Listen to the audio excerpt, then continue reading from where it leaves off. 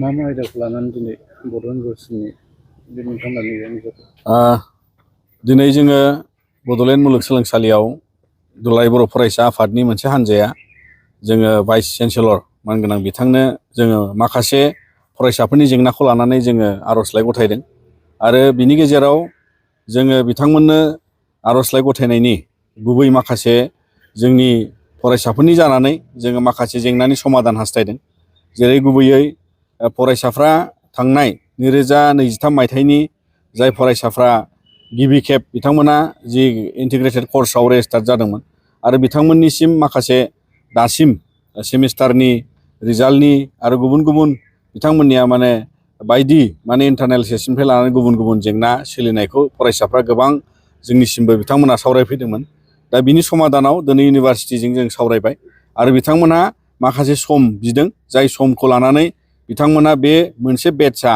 Smart पर्टेलाव convert जानायनि सिगां जिहेतु बिथांमोनाव जादोंमोन आरो बेखौ लानानै बिथांमोना माखासे बेले बेजे निसय जादों बेखौ फोरमायदों आरो बिनि थाखायनो जोंबो हास्थायदों दुलाराय बर' फरायसा आफादा जाहाथे गासैबो फरायसाफ्रा गाव गावनि उननि समनि जाहाथे बिथांमोना गोजौ थाखो सोलोंथाइ लानायाव उसुबिदा गैयालासे बे मुलुगसोलोंसालिनि कलेजफोरनिफ्राय बारग'लांनांगौ आरो बेजों लोगोसे बिथांमोननि जे गुबुन गुबुन समाव रिजाल्टआव सोरनाबा एबसेन्ट सोरनाबा गुबुन गुबुन साबजेक्ट सोलायना फैनाय बायदिसिना बेबायदि जेंना जानाय, दा बेफोरावबो जोङो खावलायदों बिथांमोनखौ जे बेफोरबायदि जेंनानिफ्राय उदां खालामनो थाखाय फरायसाफ्राबो माखासे समाव इन्टारनेल एसेसमेन्टखौ लानानै इन्टारनेल मार्क्स बा इन्टारनेल सेसनेल एग्जाम होनाय आरो गुबुन गुबुन माखासे कलेजनिफ्राय मावनो आद्रा थानाय बा जेंना फैनाय बेफोरखौ लाजोबनानै बिथांमोनाबो फोरमायदों आरो जोंबो बेखौनो दाबि खालामबाय जाहाथे बिथांमोना गासैबो फरायसा आरो कलेजजों जाहाथे मिथिलायजासे आरो ट्रान्सपारेन्टलि माखासे जेंनाखौ समाधान खालामनायाव थाबैनो बिथांमोना मेकानिजम द्र' खालायनांगौ आरो बेबायदिनो कलेजफ्रा एफिलिएटेड कलेजआ बड'लेण्ड इउनिभारसिटियाव गोबां जाबाय आरो गोबां फरायसा आथिखालाव फरायो। दा बिनि थाखायनो बे जेंनाखौ समाधान खालामनायाव बिथांमोनाबो ट्रान्सपारेन्ट सिस्टेम एडप्ट खालायनांगौ, मानोना दानि जुगाव अनलाइन बेस्ड जिहेतु फर्म फिलआप रेजिस्ट्रेसन एग्जामिनेसननि एडमिट मोननांगौनि आरो गुबुन गुबुन राहायै रिजाल्टआबो दानिया अनलाइनाव डिक्लेयार जाबाय आरो बेबायदिनो जाहाथे एरर फ्रि जायो, गोरोन्थि गैयै जायो, बेखौ लानानै जोङो बिथांमोननि सिस्टेमखौ मेनेज खालामनो थाखाय जोङो बिथांमोनखौ खावलायबाय आरो बेजों लोगोसे जोङो नुनो मोन्दों दा जिहेतु 4 इयार्स इन्टिग्रेटेड कर्स स्टार्ट जाबाय आरो बिनि गेजेराव फरायसाफ्रा गोबाङानो सांग्रां गैयामोन एबा सांग्रांथिनि अभाब दं होननानै जों सान्दों आरो बेखायनो दिनै बिनि सांग्रांथियाव जाहाथे बिथांमोनहा बे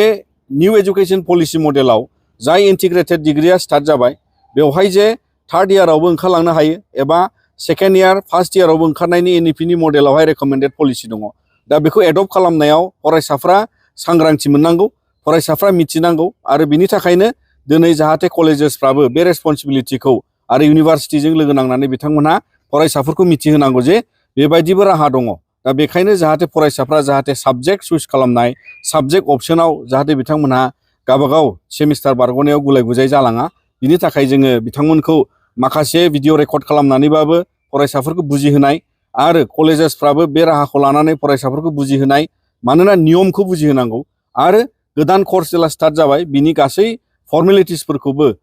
मिथिहोनांगौ आरो बेखायनो जोङो बुंबाय इउनिभारसिटियाबो जाहाथे एग्जामिनेसन नटिसखौ जेरै होयो बेबायदिनो गोबाव समनिफ्राय फर्म फिलआपनि एप्लिकेशननि नटिसखौ होनांगौ जाहाथे बेफोरनि समाधानाबो थाब जायो आरो बेजों लोगोसे जोङो खावलायदों जे बड'लेण्ड मुलुगसोलोंसालियाव जाहाथे लांदां जानानै थानाय जेसेबां अफिसार्सफोर दङ बिथांमोना बेखौ थाबैनो एडभार्टाइजमेन्ट होनानै थिसननांगौ, मानोना गोबां खामानि मावनांगौ दं होननानै जों नुहुरो जे बड'लेण्ड मुलुगसोलोंसालिया मुंदांखा मोनसे जोंनि बड'लेण्ड ओनसोलाव मोनसेल' रायजोनि जोंनियावहाय स्टेट इउनिभारसिटि हिसाबै दङ आरो बेखायनो जों दुलाराय बर' फरायसा आफादा हास्थायो जे बियो जाहाथे मोनसे गेबेङै गोरोन्थि गैयै बा जेबो फरायसाफोरनि जेंना जायै माखासे खामानिखौ मोजां मावलांनो हायो। बिनि थाखाय जोङो दिनै भाइस चेन्सेलर बिथांखौबो जों खावलायबाय जाहाथे बैफोरबादि आद्रा थानाय पस्टफोरखौहाय दिनैसिम खालि थानायखौ बिथांमोना फिलआप खालामनानै खामानि मावनांगौ आरो बेजों जोङो अभारअल दिनैहाय दुलाराय बर' फरायसा आफादनिफ्राय गासै जोंनि फरायसा हान्जा बिथांमोनखौबो जों खावलायहरो जाहाथे नोंथांमोनहाबो माखासे बिथिङाव दिनै इउनिभारसिटिसिम गोबां जेंना जानायनि गेजेराव माखासे फरायसाफ्रा जाहाथे नोंथांमोना सांग्राङैनो गावबा गावनि सेमिस्टारनि